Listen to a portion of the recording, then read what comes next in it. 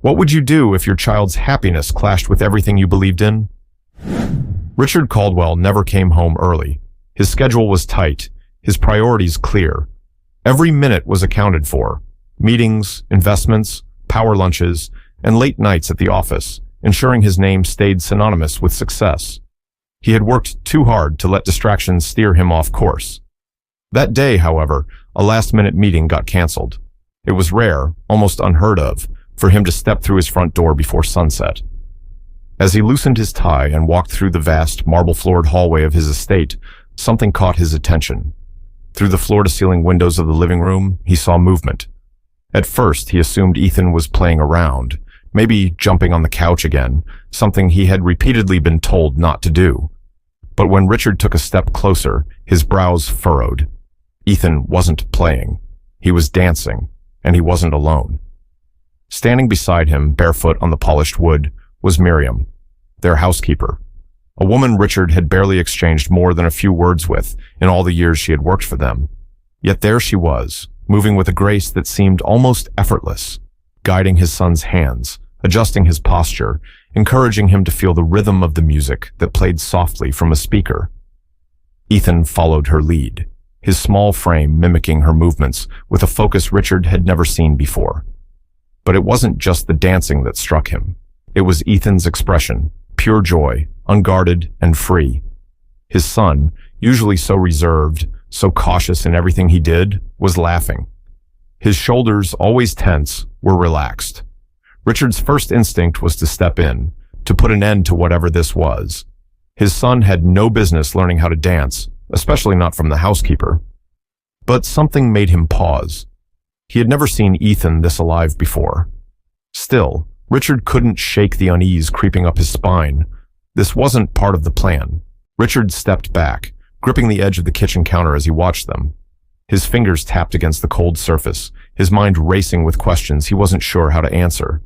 Why was this happening? Why was she teaching his son? And more importantly, why did Ethan look so happy doing something that had nothing to do with his future? For years, Richard had mapped out every step of Ethan's life. The best schools, the right extracurricular activities, chess, piano, coding. Things that mattered, things that would give him an advantage. But dancing, that wasn't part of the blueprint. His father would have never allowed it. Richard clenched his jaw, his mind flashing back to his own childhood. His father had been strict, unyielding. There was no room for nonsense, no space for distractions. He had been raised to be efficient, to excel, to dominate. It had worked. He was one of the most successful men in Austin, Texas. He had built this life so his son wouldn't have to struggle.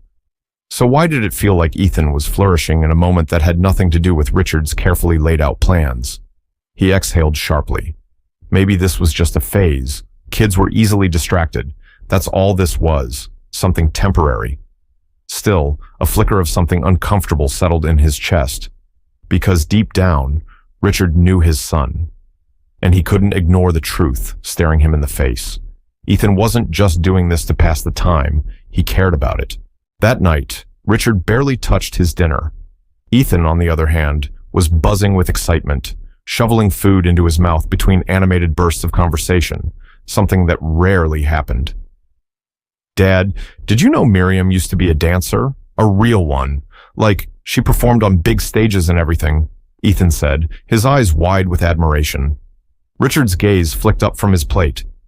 "Is that so?" His tone was neutral, but his curiosity was piqued.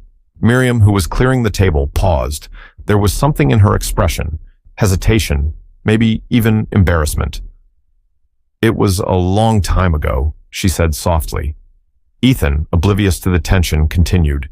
"She's amazing. She showed me this move today, and I actually got it right. I mean, not perfect, but way better than before." Richard studied Miriam. He had never thought much about her life outside of work. She had been in their home for years, but to him she was just there. Someone who cleaned, cooked, made sure everything was in order. Not someone with a past, a passion, or a story. He set his fork down. "You were a dancer?" Miriam straightened, her fingers tightening slightly around the dish she was holding. "Yes. I trained in ballet and contemporary dance. I performed for a while. Toured even." Richard arched a brow. And now you're here. There was no malice in his voice, but the words hung heavy in the air. Miriam gave a small nod. Life doesn't always go the way you think it will. Silence. Ethan, sensing the shift in tone, looked between them. Dad, you should have seen her today. She's incredible. Richard glanced at his son, his reserved, careful, always following the rules son, now brimming with enthusiasm. Ethan had always been quiet, more comfortable in the background, but now? There was a light in his eyes that Richard hadn't seen before. It unsettled him, because it meant this wasn't just a phase. This was something real, and Richard wasn't sure what to do with that. But pretending it didn't exist wouldn't make it go away. The next morning, Richard was back in his element. His world, where things made sense. The towering glass office building, the scent of fresh coffee, the steady hum of productivity. Here, there were no surprises, no unpredictability. At least, that's what he thought. So, Richard, Daniel Whitmore, a longtime business associate, leaned back in his chair, swirling the bourbon in his glass. They were having lunch at the Capitol Grill in downtown Austin, a usual spot for men in their circle. Heard something interesting about your kid. Richard barely looked up from his phone. Yeah? Daniel smirked. My wife ran into your housekeeper the other day. Says she's been giving your boy dance lessons. He chuckled, shaking his head. Didn't peg you for the type to let that happen. Richard tensed. He kept his face neutral, but something about Daniel's tone, the underlying amusement, the condescension, rubbed him the wrong way. He forced a small laugh. It's nothing serious, just something he's playing around with. Better hope so, Daniel said, setting his drink down.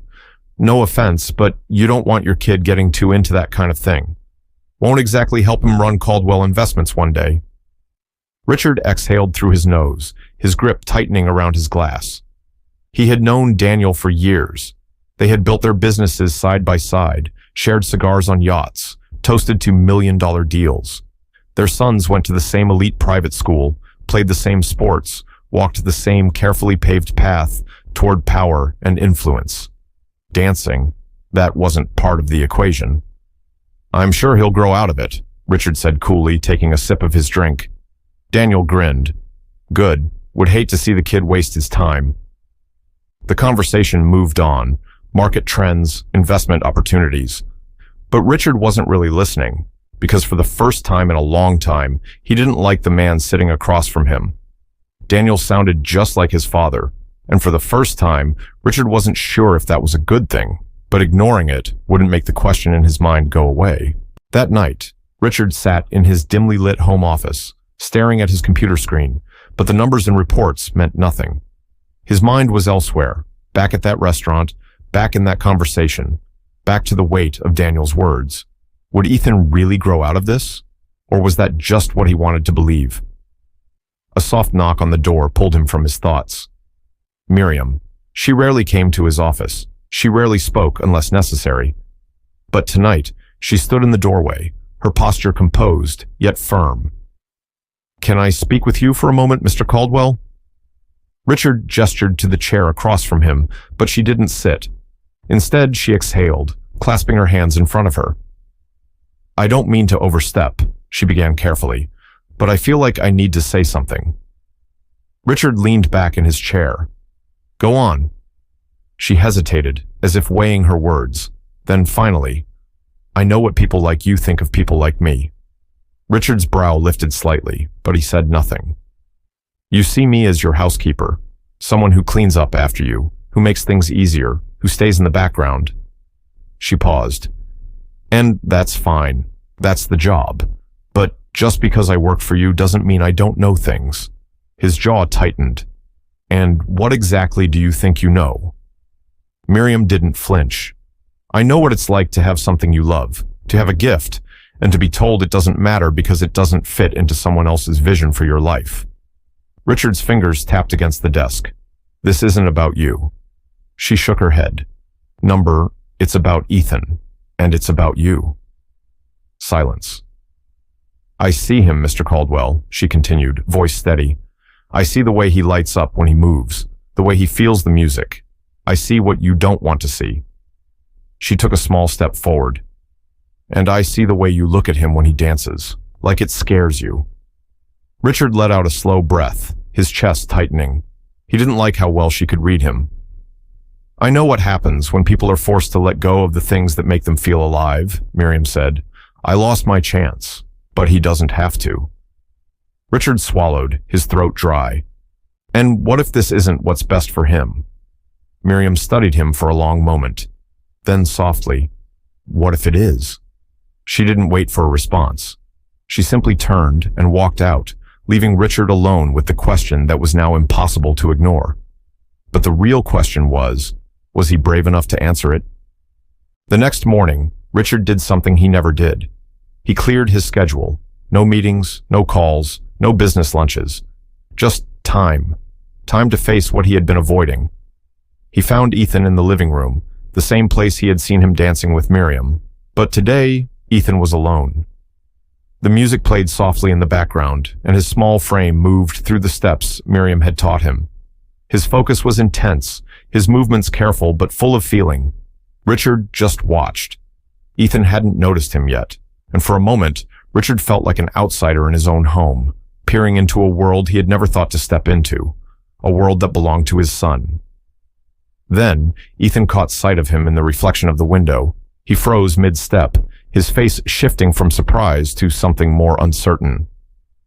I was just practicing, Ethan said quickly, rubbing the back of his neck. I know it's not a big deal, Richard held up a hand. It is a big deal. Ethan blinked. What? Richard stepped forward. You love this, don't you? His son hesitated, then nodded. Yeah. Richard studied him for a long moment before exhaling.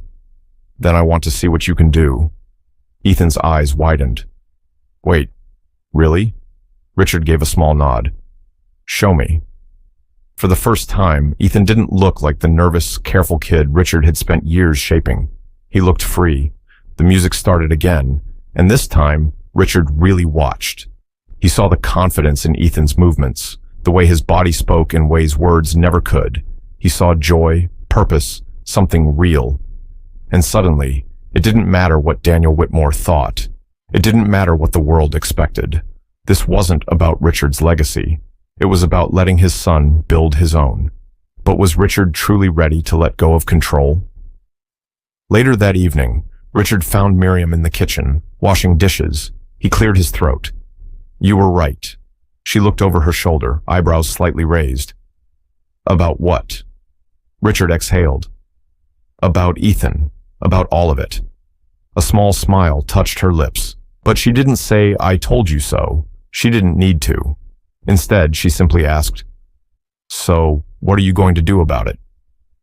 Richard didn't have all the answers yet, but for the first time he was willing to learn, and that was enough. Sometimes we get so caught up in what we think is best for someone, we forget to actually see them.